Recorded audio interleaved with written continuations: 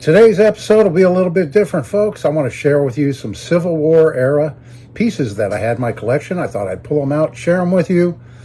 And so stay tuned. That episode's coming right up.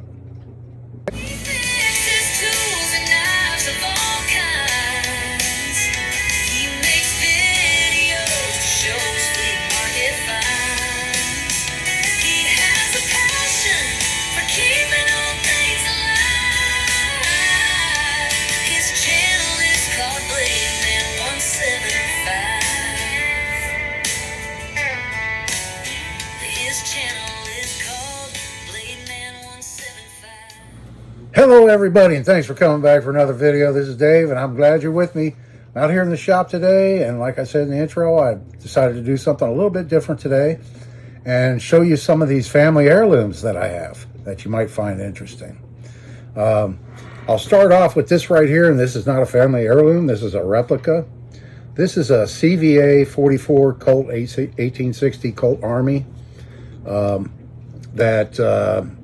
I believe I've had this for a number of years, and I believe it was purchased in the 80s.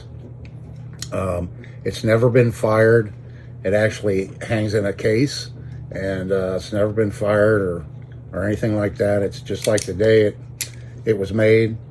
It's in very, very good condition. All the bluing, it's got 100% of the bluing. And this is a brass framed model, and I think the parts will interchange with an actual Colt 1860 Army, which I'll show you next. Here's an actual 1860 Colt Army that was made in 1862. And this was one of my ancestors. It's been handed down to me over the years, and it's been in my family since new. And this was actually a military issued Colt 1860 Army. It may show up right here, but on the handles on both sides, it shows the inspector stamp, which were military issue guns. Got inspected and stamped, and I have it written down somewhere, the guy's name. I actually looked it up and found out the inspector's name, and I got all the information I could get, on this gun. Unfortunately, I don't have a lot of family history. The exact person in my family that owned this gun. The story goes that at least at one point in time, I had a family member that was a constable, and this was the gun he carried in his duties as a constable. But I believe, I'm not sure if that was the original owner, and after the Civil War, it became a constable, or how that story goes. But it's just a really, really neat, fantastic piece of history right here. If it could only talk, When I got it, when it was handed down to me from my dad, and I remember this when I was a kid in my grandparents' living room. It was hanging on the wall in my grandparents' living room. When I got it, the hammer spring and the trigger and bolt spring were both broken. So I ordered the parts and I replaced it, and I got the gun functional again. So it's working perfectly now. And I put a new screw kit in it because the screws that were really mangled up, haven't been taken out and put in over the years so many times. The screws weren't in really good shape, but I have all the original parts that were in it, the broken springs and the old bolts. I still have those. This is the original cylinder. The serial numbers all match up on everything. This was the original grips that it came with, everything. And this is a steel frame model. So the Colt 1860 Army was the most widely used pistol of the Civil War period. And 200,000 of these were produced from 1860 to 1873. 129,730 were ordered and issued by the U.S. government, issued to troops. Not just the Army, it's called the Army, but it was issued to the Navy, the cavalry, and other forces. They claimed an accuracy of 75 to 100 yards. There's no top strap on this like the Remington 1858s, so it's considered weaker because of that, no top strap. And because of that too, the rear sight is actually a notch in the hammer itself. So you can't sight the gun in until you pull the hammer back, and then there's your rear sight right there in that notch. But even with that, it was set up out of the factory for 75 to 100-yard shots. So yeah, this is a fine example of the Colt craftsmanship that they had back in the day.